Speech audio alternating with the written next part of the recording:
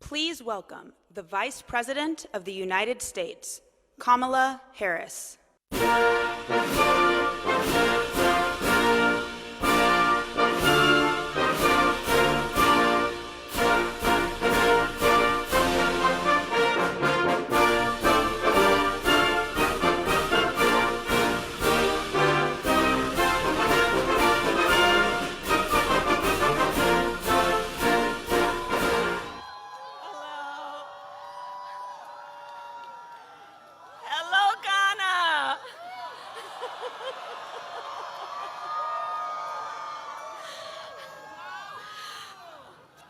I am incredibly honored to be with you here in Ghana and to the people of this incredible continent, to the people of Ghana, and to all the young leaders with us today, students, entrepreneurs, activists, advocates. It is my extraordinary honor to be with you. So I don't need to tell you, the median age on the African continent is 19. By 2050, 1 in 4 people in the entire world will be on this very continent. 1 in 4. That, of course, means what happens on this continent impacts the entire world. Seeing all of you here today makes me so optimistic and excited about this future. The energy, the dynamism, and the potential that each of you embody. And that is why I am here today. As President Joe Biden said at the US-Africa Leaders Summit last December, we're all in on Africa. We are all in.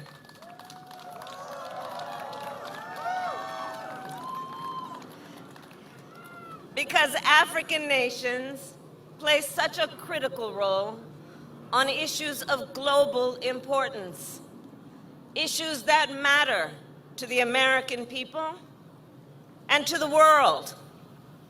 Issues like food security, the climate crisis, public health, and resilient supply chains. We are all in because African leadership is critical to global peace and security, and African nations are essential partners at the United Nations and in support of international rules and norms. We are all in because the fates of the American people and of America and the continent of Africa are interconnected and interdependent. We are all in because there are long-standing ties between our people.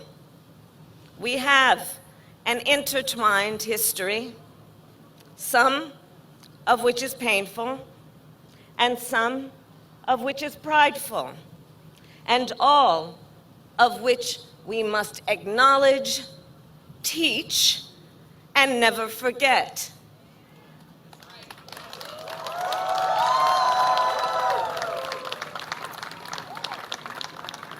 Because of this history, this continent, of course, has a special significance for me personally as the first Black Vice President of the United States of America.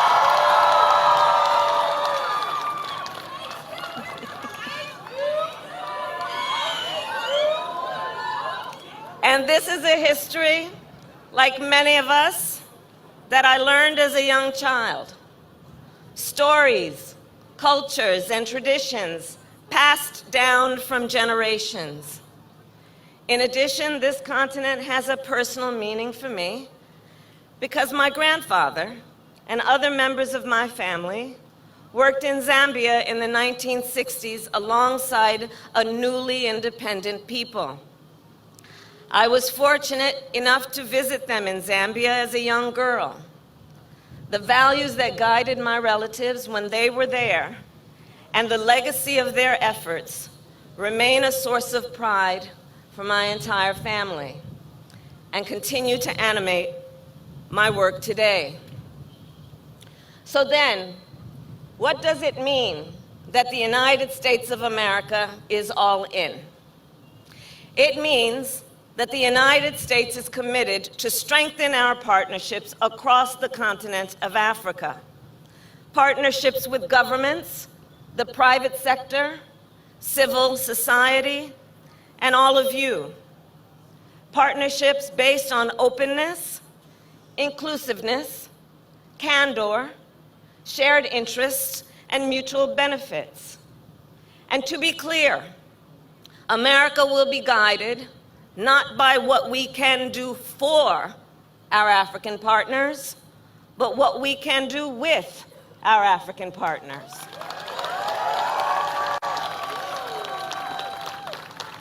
Together, we will address the challenges we face and the incredible opportunities ahead. And today, I will speak about one particular area of opportunity: investment in innovation. Innovation, I believe to be the pursuit of what can be, unburdened by what has been. Innovation results in one's ability not only to see, but to do things differently. New methods, new products, new approaches, new ideas.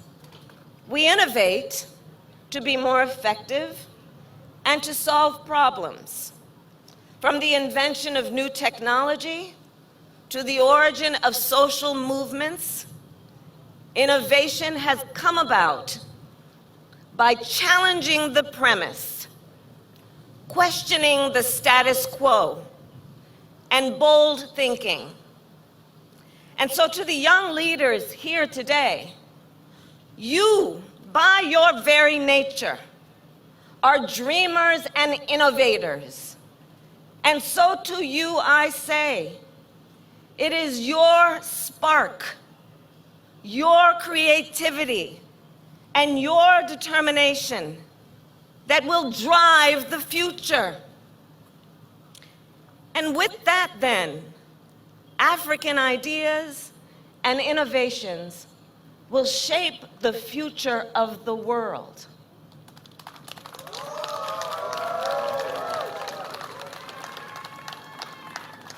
And so we must invest in the African ingenuity and creativity, which will unlock incredible economic growth and opportunities, not only for the people of the 54 countries that make up this diverse continent, but for the American people and people around the world.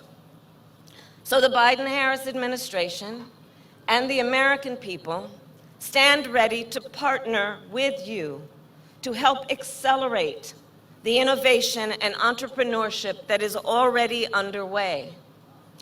Let's look, for example, at what is happening across the continent in technology, science, agriculture, and clean energy, where innovation is solving local problems and global problems.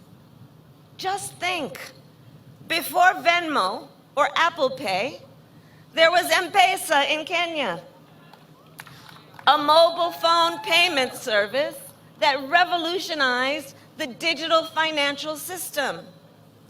Right now, African nations are pioneering the delivery of healthcare supplies by drone. In Rwanda, This has reduced the delivery time for emergency blood supplies. In Ghana, this service has delivered more than 9 million vaccines, including those for COVID-19. This service has expanded to Kenya and Nigeria and Cote d'Ivoire, and recently to the United States in North Carolina, Arkansas, and Utah. In South Africa, part of the world's largest radio telescope is under construction, which will help answer some of the biggest questions of humanity about galaxies, about gravity. In Tanzania, plans are underway to build the first facility of its kind on the continent to process minerals that go into electric vehicle batteries. We see water-based farming in Kenya, battery energy storage systems in Malawi, and fintech startups in Nigeria. African ideas and innovations shaping the world, all of which fuel our optimism and hope. Yet, we must also be candid about the challenges, from security concerns in the Sahel to droughts and floods exacerbated by the climate crisis, and barriers to economic growth both on a macro and micro level. We must tackle these challenges and find ways to accelerate opportunity, growth, and stability. And I believe we must be intentional to make progress in 3 key areas: the empowerment of women,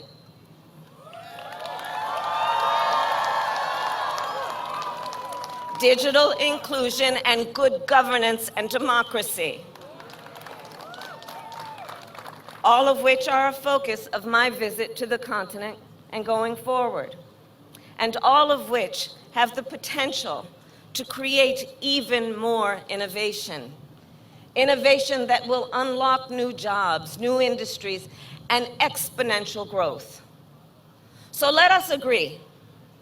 Women around the world must be able to fully participate in economic, political, and social life.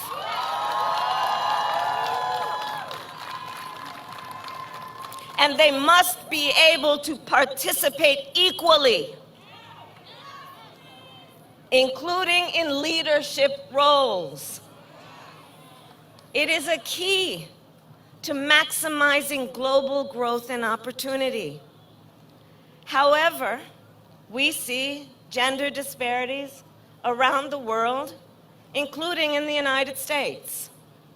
Disparities we must all address. On the continent of Africa, we know women grow a majority of the food, yet they are less likely to own the land they farm. They represent a majority of frontline healthcare workers, but face disparities in health outcomes. Women are entrepreneurs, yet have limited access to capital and markets. They are peacemakers and bridge builders, yet continue to be underrepresented at the tables where decisions are being made. And there are many factors that impact a woman's ability to survive and thrive. One of those is economic empowerment. And when we lift up the economic status of a woman, let's be clear, we lift up the economic status of her children, her family, her community, the entire economy benefits. So know that the United States of America will work alongside our partners each and every day to close gender gaps here and around the world. And ultimately, our belief is that the empowerment of women is rooted in the concept of freedom, not just freedom from violence or want, but freedom to create one's own future, a freedom we desire for all people. The second area where we must together make progress is in the digital economy. Whether you are a student relying on virtual courses, a farmer relying on an app for an early warning about extreme weather, or a small business owner looking to sell goods online, digital services are essential to 21st century economies. There are places on the continent of Africa that lead the world in digital solutions, yet other places on the continent that lag behind. Expanding access to the internet drives growth and creates opportunity for innovation. And once people are online, they have greater access then to education, greater access to information, and greater access to financial services, which is why the United States will double down on our effort to mobilize billions of dollars in public and private capital from the United States, the continent of Africa, and around the world in order to expand internet access for the benefit of all people here on the continent. To this end, the partnership between the public and private sectors is essential. Partnerships that combine the experience and expertise of the private sector with the reach and capacity that only governments can provide. Together, we can unleash growth and opportunity that far exceeds what either the public or private sector can achieve on its own. And the United States is committed to build these types of partnerships to increase digital inclusion on the continent. And finally, to create inclusive economic growth and to advance innovation, we must continue to support and invest in good governance and democracy.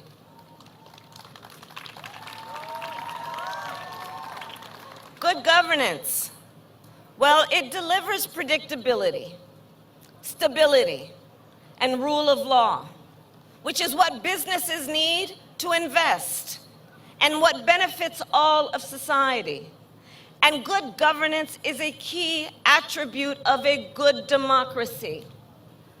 Recent polling tells us the vast majority of Africans support democracy over other forms of government, which reflects our shared desire for freedom and opportunity, transparency and accountability, for free and fair elections, the orderly transition of power, and the protection of fundamental human rights.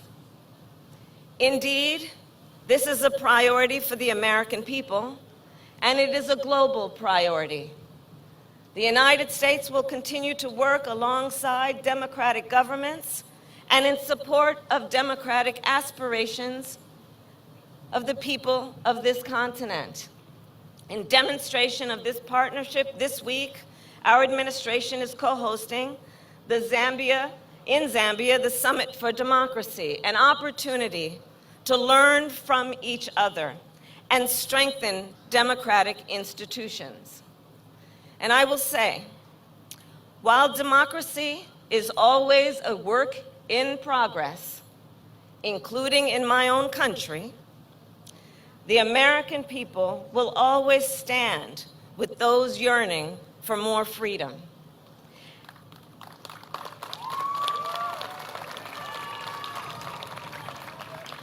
And let us be clear that innovation thrives in a democracy. New ideas thrive where freedoms thrive. Free thinking leads to problem solving. And so I believe, acting together with intention, we can make progress in these three areas: the empowerment of women, digital inclusion, and good governance and democracy. And just let us take a moment to imagine the future. A future where women are not just included, but also lead.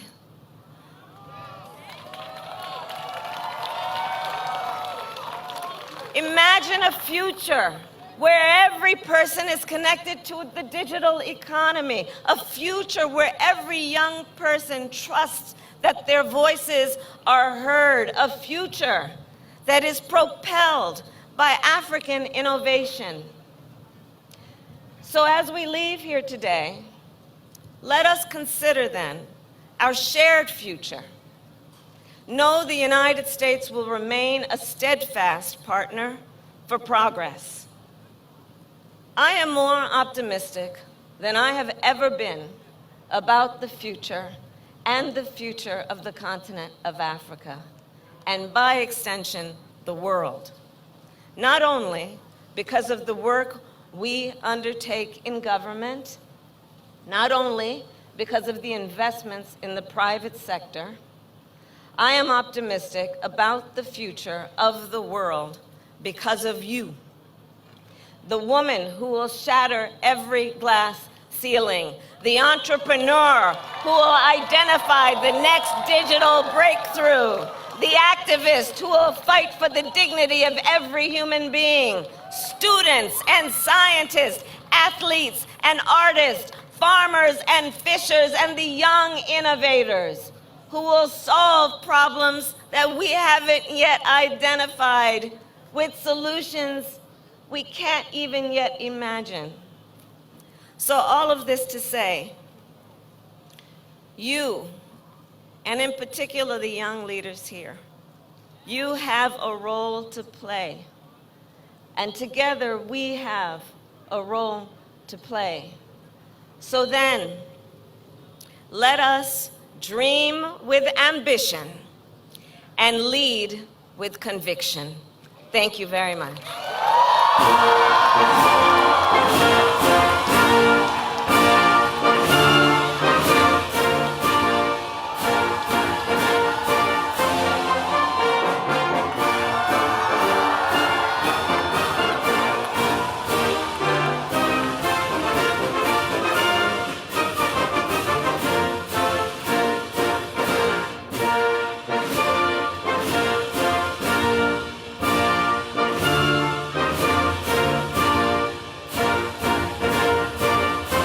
Ladies and gentlemen, please remain standing wherever you are, which will all be led out in sections.